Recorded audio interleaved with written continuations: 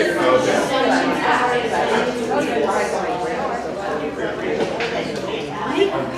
attention please. I call this meeting to order. So good evening. Welcome to the Champlain and Docuna Bioregion Community Council meeting for May 16th, 2049. I know it's a hot one out there. May has been getting hotter and hotter, and it is in fact a scorcher, so thanks for braving the heat and coming out tonight. Many of you know who I am, but for those who don't, my name is Dan Collin, Jr. I'm a researcher in theriolinguistics and a volunteer interpreter for Mayor Living Waters of rivers, streams, lakes, marshes, and aquifers. I've been speaking with Mayor Waters lately, and they've been just overflowing their stream beds with pleasure these past few weeks. Now, it might be because we've just had the wettest and warmest winter on record, but I like to think that the mayor is gushing in thanks for all of your hard work, caring for the myriad beings of our bioregion. However, as you know, there's always more work to be done, so that's why I'm glad that you're all here.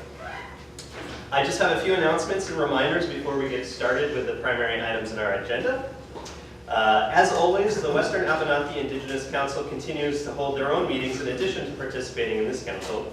You can find links on our web space to the minutes of those meetings, which you're welcome to read at any time.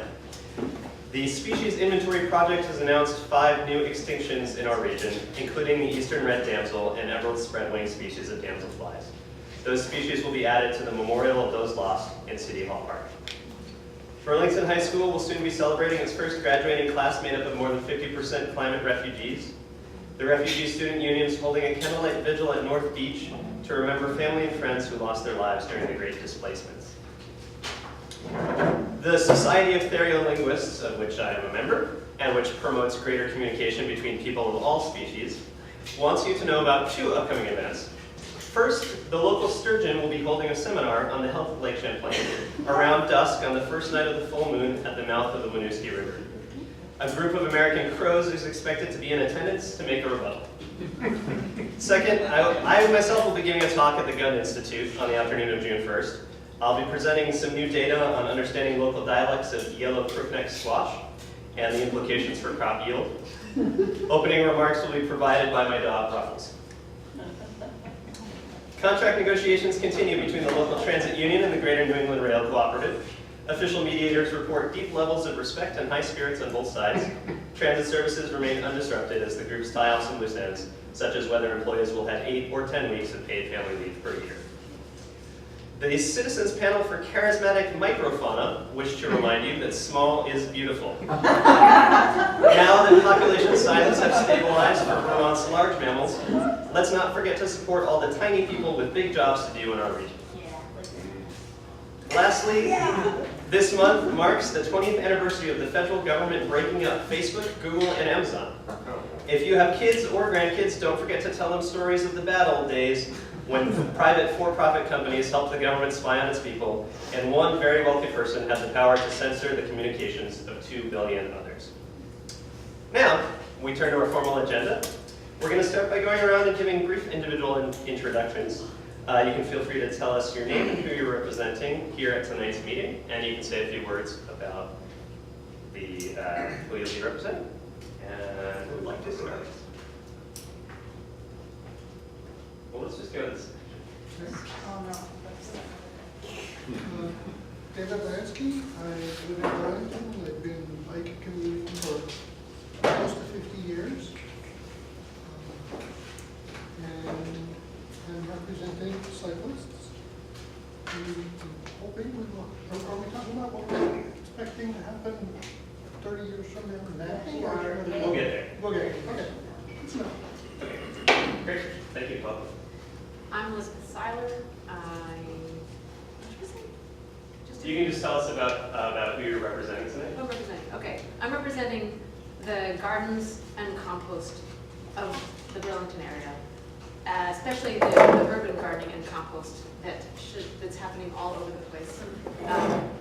People are eating out of their own yards. Most of the time, they barely go to the store. Okay. My name is Elena Broats, and today I'm representing my favorite maple tree. My name is Melanie Rose, and today I'm representing the trees and the maple woods.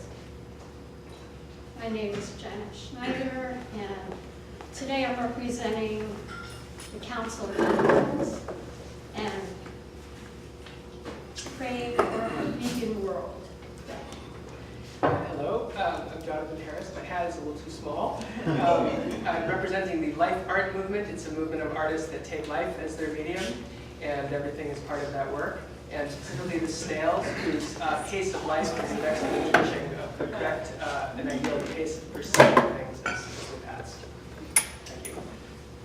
Hi, I've been asked to represent Indigenous Land and Knowledge, who couldn't be here due to a conflict. And I myself am Zoria Nibaku Gray Jr. Those of you who really know me, that's my son. But it's his son now. And I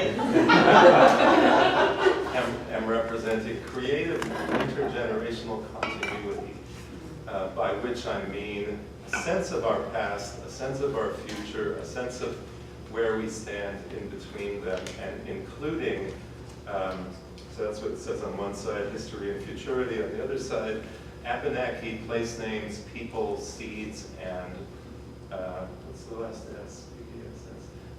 What does it say? Stories. Stories. Hi, my name is Matt Burke. I live in Charlotte. I'm representing restorative arts, which are represented by my hat, which is further represented by an artist called Hundertwasser, who has been an inspiration of mine in that they were able to integrate ecology, art, social movement, spirals, a concept called dunkelbunt, which means dark, colorful, the abolition of straight lines, and the integration of trees within the human habitat with the idea of a building doctor. So I'm here representing that. My name is Allison Adams. I am representing the plants that many people refer to as weeds and the benefits that they can bring. Hi, my name is Walter Coleman, and I'm representing the plant, or the pollinators that go from other plants. Hi to all, my name is Maria Mumbos, and I'm representing the Eco Village movement and also the Transition Town movement. Whoa, but I think Burlington is just a step right there. I'm Bar, and I'm representing the blood eaters. Maybe some people would call them parasites.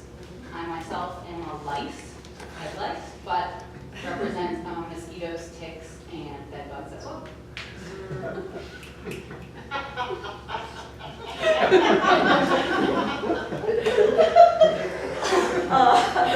Oh God, I love it. I'm Cammie Davis, and I am a microbe, and I love the lesson of thinking about nesting ecologies of body, biosphere, universe, and the relational thinking that these communities can remind us of. I'm Rebecca Schwartz. I'm representing Waters, Healthy Clean Waters. I'm Adam Grunt, and my hat is also too small. And I represent all the jobs that have been lost in the past 30 years. Everything. Technology, driving, people who drive, everything is automated now. Big tech companies have allowed for artificial intelligence to take over all kinds of jobs that we take for granted now, or that we took for granted in 2019. So, the only jobs that actually participate in the money economy now are very technical jobs that computers don't do. And farming, but they are. Hi, I'm Al. I'm representing language and expression. And in 2049, yeah, there's so many things like Adam was saying, have become automated, but with computer languages that we aren't really reading anymore. And so I'm in favor of digging into those languages and seeing, like actually experiencing and understanding what is behind the things that we see happening. Hi, my name is Jane Adams. I'm 54 years young. I am here representing the Citizen Cartography Brigade, which is enabling individuals and towns to map not only the places that exist now, but the places that we've lost to climate change and the places that we would like to build in our new post-carbon future. Hi, my name is Jess Rubin for Perla and Alexandria. And I represent mycelial networks underneath the soil and in our DNA, part of the cosmic family that not only provides filters from human toxins getting to the aquatic ecosystems, so clean water, but also in our own like ancestral trails that heal colonization, white supremacy, imperialism, capitalist market economy, and all the other forms of oppression that allow us to be part of a beyond human community member in a way that keeps water clean on Earth and pollinators able to take up the space they deserve. Hi, I'm Josh. I'm representing the Winooski River floodplains, which I think are the face of a changing landscape, and which have been perceived as adversary in many regards because they are taking land that could be farmed, that could be occupied, but which also have the potential to be partner and person along with us in this changing world. And so I would like to be here as both a person and as a faceless presence. My name is Daria Chamos, and I am representing the Committee for Tick Control, also known as the Possum Brigade. We've been very pleased to extend our territory into these new states from our southern lands. So, very happy to be here. I'm Sam, the snail, representing the rest of the snails. And the arts-based, life-based arts movement representative explained well that we are here to advocate slowness and all things. My name is Ben, and I was deeded the role of speaking for the concept of productivity and for the bridges. And I'm very very heartened by the way that the concept of productivity has changed in the last 30 years. And also by the all of the different bridges. For different purposes, both real and metaphorical. I'm Kaylin, and I'm representing a responsible reproductive rights group that helps all of our refugees get placed in happy homes and help people make choices about family planning. Hello, I'm Catherine. I'm representing the ants. They live in colonies and felt like they work well together and might have something to share out into the group on how to be successful at running or a little colony. I already said that. Hopefully no one's super into English here. Yep. There's also a lot of different types of ants and they're pretty cool. So. And they're everywhere. I'm Christian, and I'm representing Peace, Wild and Domestic. I'm Kim. I am representing police abolition and transformative justice and community accountability, recognizing that violence is no way to end violence, and we have come to a point in the past 30 years of recognizing that we know how to support our own needs without using harm as a way to address harm. And so much like the ants, we have learned to coexist and to address those who are harmed with love and those who have been harmed in supporting them and meeting their needs so as to end harm all around.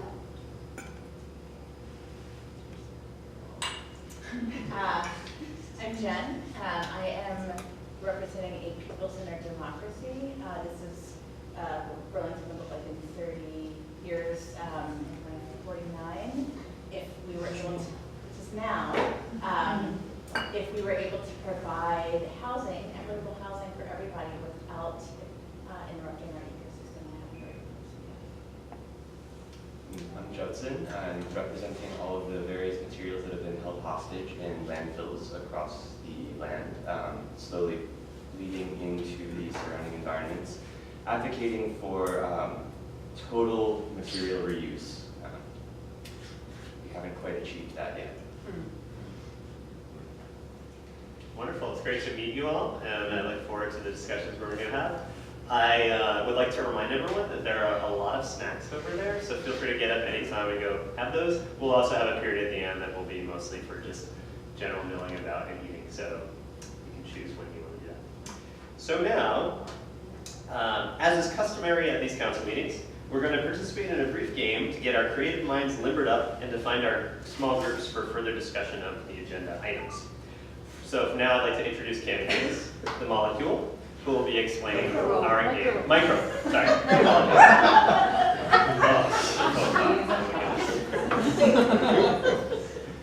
Yeah. Great. Welcome, Cam. If we could stand up and move our chairs back as far as possible.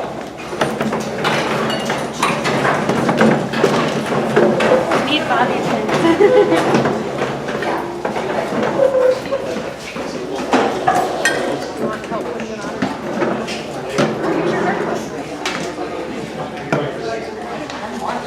Watching you. So Keeping each other in check. Your whole family is my breakfast. Really good. And what we're going to do is, it is year 2049. If you could really think about embodying your identity here.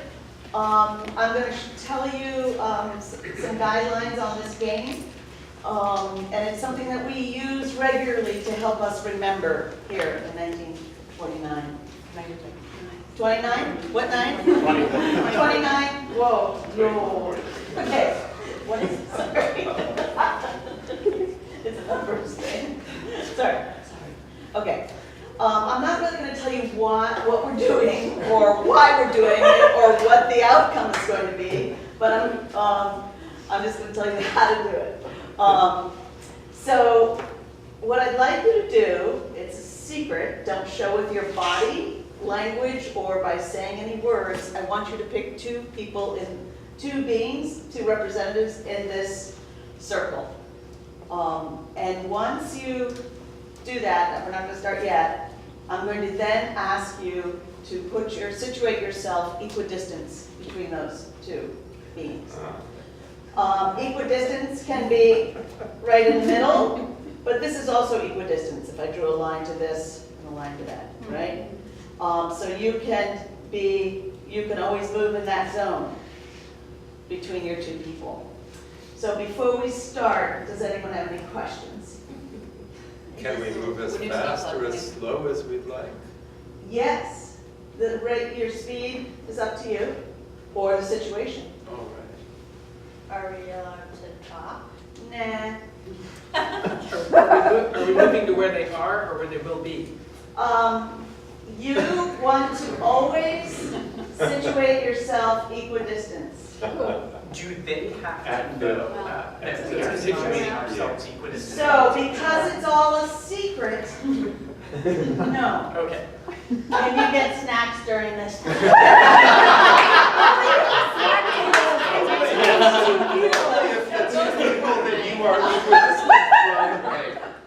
Also equidistant from a place that has snacks. Can we body slam people? No.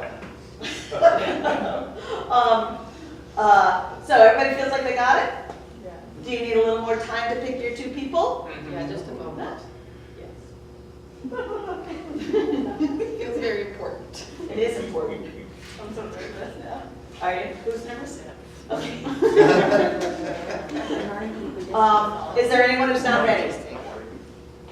And we just do it until I say stop. Go!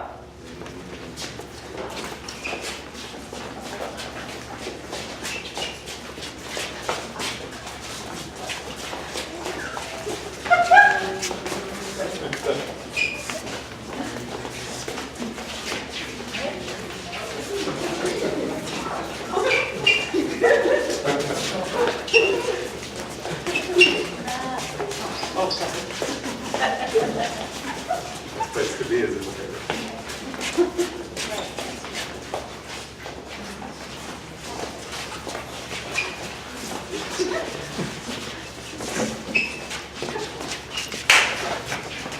What's happening?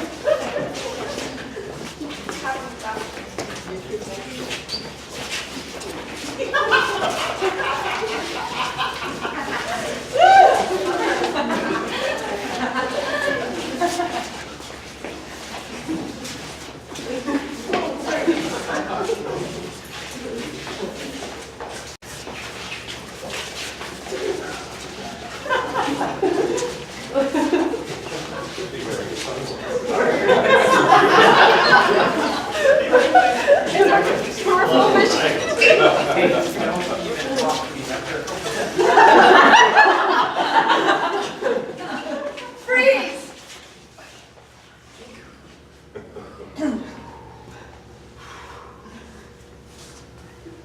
Waters, microbes, ants, snails, life, art, waters, relationality. We do this regularly to remember. Now, if you could pick 4 to 5 people next to you, we're going to form 6 groups. 5 people each. So 4 people or 5 people? We have to make it. Most groups will Let's start with 4 people. And then if one's got one, All the diversity. Following each other. Perfect. This is like, that's okay.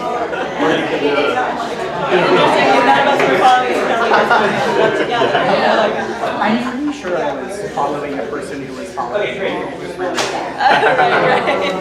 So, listen up just for a second. So I'm gonna, we're gonna get to, now that we have our groups, we're gonna get to our main agenda items. So I have 3 big issues to put before the regional council tonight.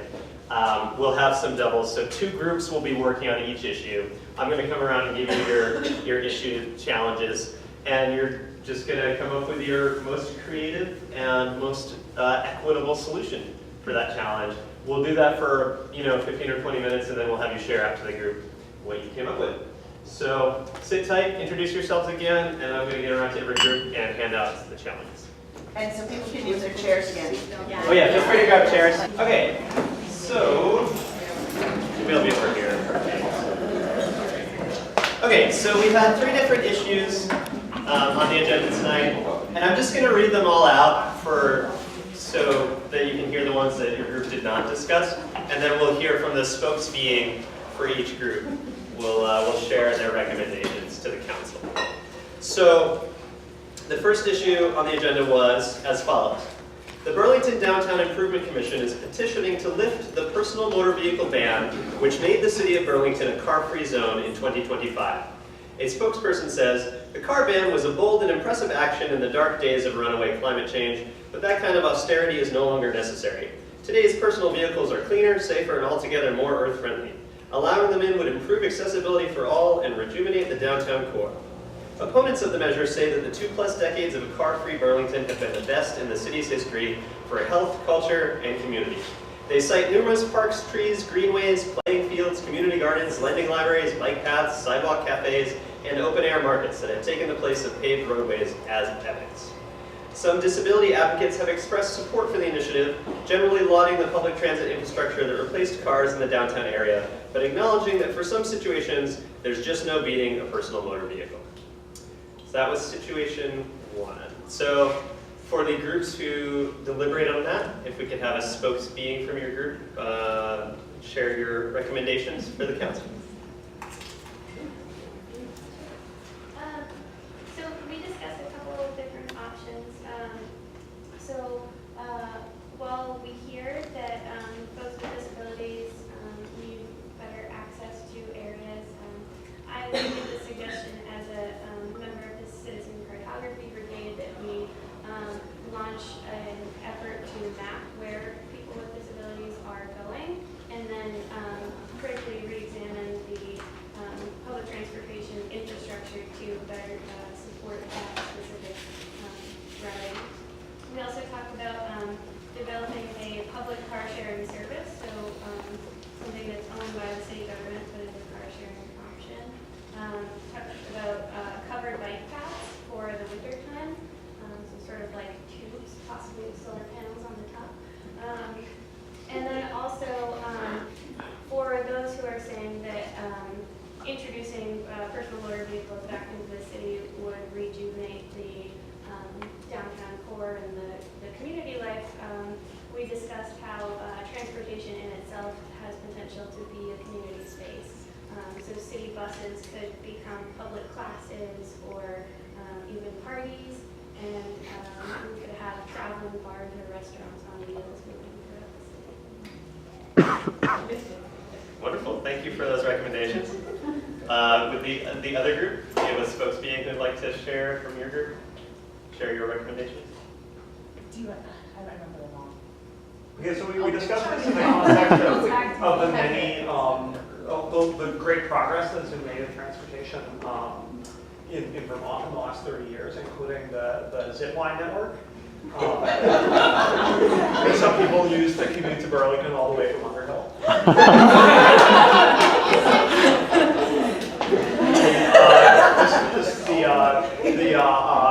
The electric trolley system, and how that has become much more useful and constructive. And generally,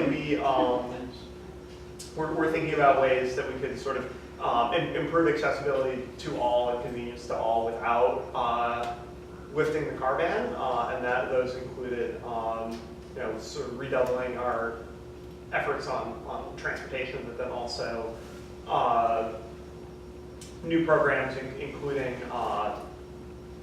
like electric assist pedicabs funded by the city for people who can't get around as easily on demand, and bicycle-powered vehicles, some volunteers, some for young, fit people wanting to get fit, earning some livelihood, boat shuttles from one end to the other, of course.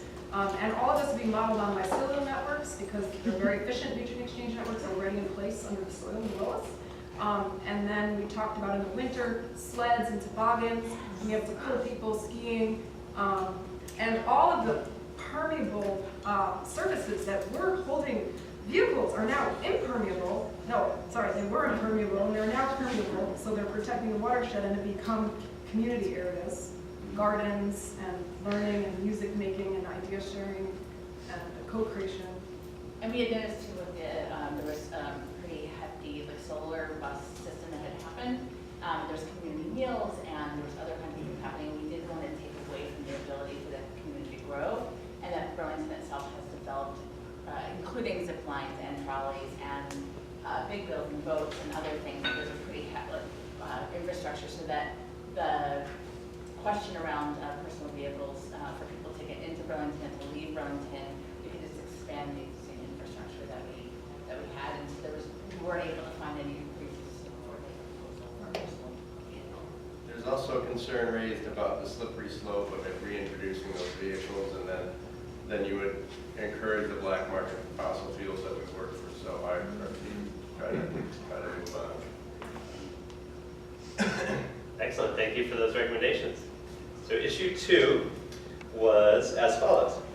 This year, the Central Vermont Farmers Cooperative will continue to seek exemptions to state and federal regulations which prohibit industrial farming techniques, including the use of certain kinds of manure, certain tilling practices, and the size and number of tractors. Local wildlife and water conservation experts have produced research which indicate that these practices, while being nowhere near as harmful as early 21st century techniques, still continue to degrade local ecosystems, harming waterways and disturbing habitats. A spokesperson for the Farmers Cooperative claims that without these exemptions, the CVFC will not be able to continue feeding the state. Quote, Burlingtonians may like their community gardens and organic flower boxes, but we're still the breadbasket of Vermont, whether they like it or not, unquote. Groups who discuss this issue. If you'd like to have spokesbeing, share your recommendations. I can share ours. Excellent. All right. Well, our discussion circled around a bit, and mostly we came up with many questions. We really didn't come up with a solution. We wanted to know more before we deliberated. One of the questions that kept rising to the top was, if nature doesn't get exemptions, why would the community Vermont farming, what is it again? The CVS, Central Vermont Farmers Cooperative. It just seemed that if rules had been set, they were set for good reason, and why would we give any exemptions? But we also thought about how we could address their needs in different ways. Like, rather than having tractors and using manure, couldn't we have volunteers helping out with moving things or doing things on the farm that need to be done, like city market volunteers? And could they accomplish the things they want to accomplish, the manure and the movement of soil, with animals rather than with machinery, and with animals that would naturally provide their compost and kick up soil? But there was a concern about the animals being honored, not just being used for agriculture. So if we were to use chickens or pigs or some other creatures, we would need to be honoring their needs as well as ours in some sort of balanced way. We also wondered if the organization could be, rather than being the breadbasket of Vermont, could they be sharing their information with gardeners? If there are lots of gardens and lots of other composters, could they be sharing the knowledge they have so that a whole food system is more diversified and decentralized rather than in the hands of just a couple of farmers? We wondered what they're growing, how they're growing it, just how heavy those tractors are, because we really don't want compaction. The ants were not happy about that. And I think that's everything we came up with. Anybody else from the group want to contribute? Oh, yes, that was one thing. You said this a couple times. And that was, it's very important for us to honor and acknowledge this organization, these farms, because they feel they're doing good. They may have been farming for a long, long, long time. And they feel like their role is very important to the community. And so if we say no to their exemptions, how do we still help them feel important and useful and help them be useful to the community? Thanks. I actually have some connections in the Society of Theory of Linguists, who some of my friends are researchers who are deeply embedded in the former animal farm worker communities, the pig community, cows, horses, so they work closely with those groups, so I can connect you, and that would be a good resource. Awesome, thank you. Okay, the other group who had deliberated on this topic, would you like to share your remarks, please? Recommendations? We don't have a spokesperson, but maybe we can just go little by little. I'll start just taking off on what the other group said. So one of the things we talked about was decentralization. If there's a Central Vermont Farmers Cooperative, chances are there was a Northern Vermont Farmers Cooperative and a Southern Vermont Farmers Cooperative. And it seems that those two have decentralized, and so supporting the farms that make up the Central Vermont Farmers Cooperative to decentralize maybe a hub and spoke model where they can also train and support local, much more local farms in looking at the crops and what supports are needed so that big or large farms where tractors are the most efficient method of farming might have a different approach by decentralization.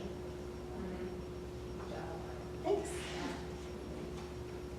I guess also that Vermont seems to be a bit behind in that about 30 years ago there was a movement the USDA started to fund that allows for more cover cropping, more green, fertilizing through plants, and just kind of getting maybe Vermont up to date on these trainings, kind of gearing them towards maybe still having this larger sort of industrial farming, but on a level that does not till soil, that does not disrupt the microbes, that does not disrupt our fungal friends as much, and builds more of a topsoil in Vermont, since that's something even after hundreds of years we're still trying to build. So maybe kind of just getting Vermont updated on that would be a good solution. What else did we talk about? terms of jobs,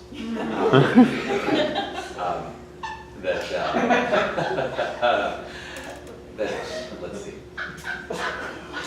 it's the hattie, that Vermont decided long ago, way before 2049, that we would adopt a model, not exactly, but similar to Canada's, that in terms of food, that capitalism is fine so long as capitalism serves people, not that people serve capitalism. And so Vermont still has money, however, most people barter. But the market economy still works for us. And we've decided to be more self-sufficient in terms of food. And we think in terms of our bioregions and self-sufficiency, food being the most important at this point. And so the idea of a hub and spoke model is essential for the way that we go about our business. Does that mean that there are fewer jobs? Well, it depends on what we mean by jobs. Job being like what we do during the course of our days. We all care about creating food, and the idea of the centralization of the food system is only useful to the point where it serves self-sufficiency. And after that, it is not, doesn't make sense for that organization to grow any bigger. All right, thank you. Any other thoughts from that group? Okay, great. Wild crafting of weeds, really reframing on how we think about what grows as a weed versus a crop, and that would be good all around. And the medicinal aspects of weeds, how every weed that grows has a purpose. Yeah, that they can help improve soil health also, so cooperating with weed beings. Excellent. Thank you. And our final issue that we discussed is as follows. The University of Vermont and biotechnology firm Regeneron Incorporated are eyeing an infamous city block in downtown Burlington to be the location for their new biotechnology education and innovation center, which will train students and produce research that is, quote, critical to stabilizing populations of endangered species, end quote. The location is the former site of The Pit. An abandoned development project from the late 2010s, which left a literal hole in Burlington's downtown core. In the decades since, the pit was squatted by activists and quickly became a sanctuary for homeless Burlingtonians, inspired by the Housing First and Community First movements that had sprouted up around the country at that time. UVM says that in addition to the ecological benefits of their work, their development will bring much needed money and an ongoing source of jobs into the region. The squatter community, on the other hand, has no money to make a counteroffer, but points to the numerous social services they've provided for the city's most vulnerable residents and the decades-strong community they have created as reasons they should be allowed to stay. Groups who discuss this issue, if you have a spokesbeing who you'd like to have speak to us. Yeah, sure. So, in our micro council, we had home, just acknowledging the complexity of this situation for us. We had intergenerational, creative, intergenerational continuity, pointing out that you can't just go around destroying things that have come into being over a long period of time, because such things only come into being over a long period of time, and you can't just like move them to another place and think that they'll still exist. So we kind of have been through that once with the Abenaki, and now this is kind of a related but on a smaller scale, and let's not repeat that. So acknowledging that. The microbes among us were quite interested that this was a biotechnology company, which is actually working with microbes, and was interested that in some way there's a connection between biotechnology working with microbes and Vermont's long agricultural heritage. It's just working with life and nature at a different scale. Instead of growing crops, it's working at a nano scale, and that there seemed to be some promising potential there. On the other hand, the microbes also pointed out that the idea of just like putting a big building in was very un-microbe-like. Microbe would be more like a mycelial network, like going into all the nearby buildings and like using the vacant office spaces and the basements, and it would be more like harder to say that's where the thing is. It would kind of be everywhere. So we were interested in that possibility, and even expanding out possibly to farm sites in the more rural landscape, which might have old barns that are abandoned and falling down, and maybe those could be turned into research labs, and even giving employment to some of the people who are living in the pit, working out in rural areas in this way. So we were interested in that. We were also interested, the life art movement was interested in this principle of change, that you should always add to what exists, or mutate what exists, rather than destroying what exists and starting over from scratch. And that's very much how nature works. It's always morphing and transforming and getting more and more complex and more diverse. And the idea of coming in and just putting in a big building feels anti-life in that way. So we were excited to reach out to the Biotech Corporation and the university and also the squatter community and host a design charrette where they could come together and identify different kinds of models for how this project could meet everybody's needs in a more kind of interesting way that's more microbe-like. So, anything else? Oh, and the geese, the geese. Oh, yeah. The geese had grown so fond of landing in the muddy puddles and sunning themselves on the grassy knoll at the edge of the pit. They'd be very sad to see this.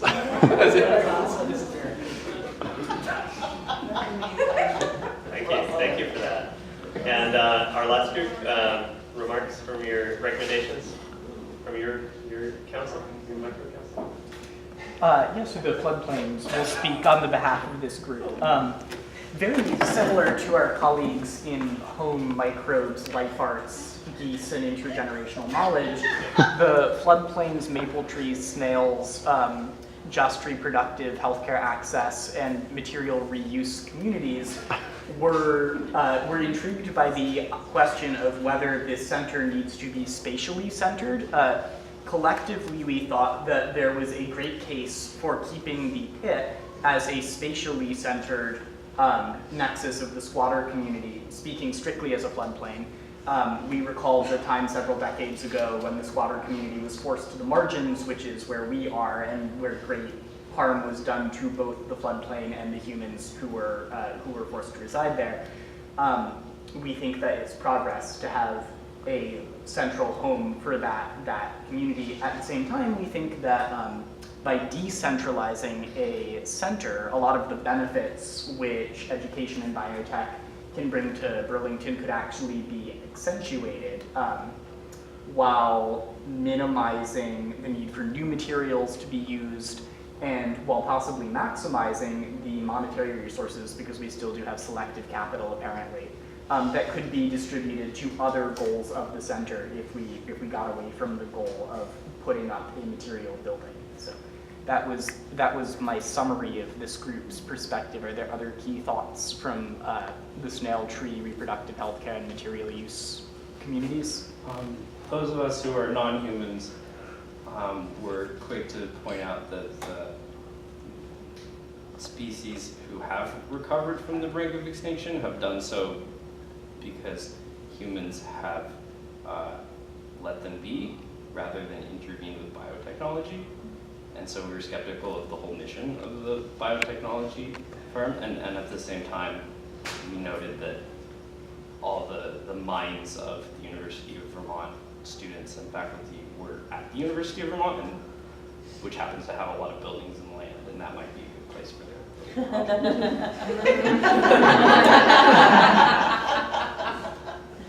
I think we also talked about the humans in the pit as a species that were a high-risk population, and wanting the biotech firm to acknowledge them as a risk under-risk species, and also talked about how due to climate effects across the nation, Silicon Valley's already become very dispersed, and these tech firms are really used to working in dispersed ways now, so they shouldn't have any problems with that. Excellent, thank you. So that brings to a close the formal aspect of our evening tonight, our agenda. So your long form comments, as you just shared them with me, will be shared to our community wiki. And we now enter the phase of deliberation, which happens, we have some time before a future council meeting where we'll come back and make final deliberations and issue recommendations. But for now, thank you for participating. It was great to see all of the wonderful beings represented here tonight and concepts. And yeah, now we turn it over to some relaxed snacks and drinking. Thank you.